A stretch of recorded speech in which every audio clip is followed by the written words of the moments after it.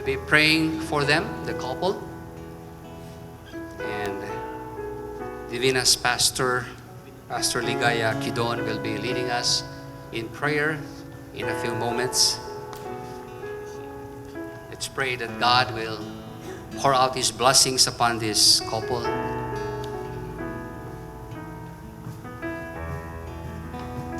God will bless them because God is a merciful God. God is a loving God. God is a gracious God.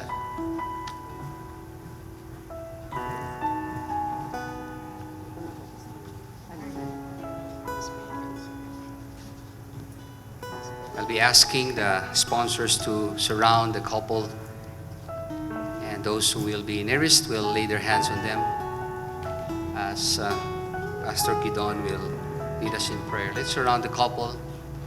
Kayo pong nandyan sa baba, you can stretch forth your right hand towards the couple.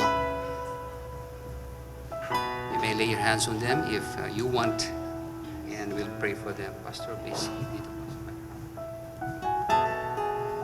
Nais ka po namin pasalamatan, Panginoon, sa matagumpay na kasalan ni Aiden at ni Divine dahil po sa dakila mong katapatan.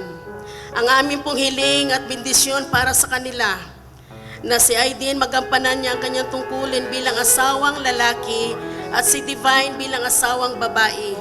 Dinideklara ng aming labi na may pananampalataya na mag-asawang ito ay maging pagpapala, maging modelo. Ang itatayong pamilya, Panginoon, yung pamilya na magbibigay ng kaluguran at kalalatian sa kabanal-banalang pangalan mo.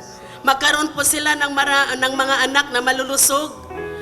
Ang kasaganaan, isang kasasyang buhay, Panginoon, ang ipagkaloob mo po sa mag-asawang ito.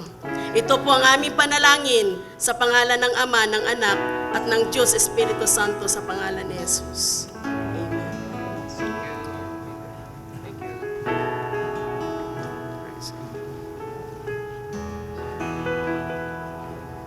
You may now be seated. Ating candles, please.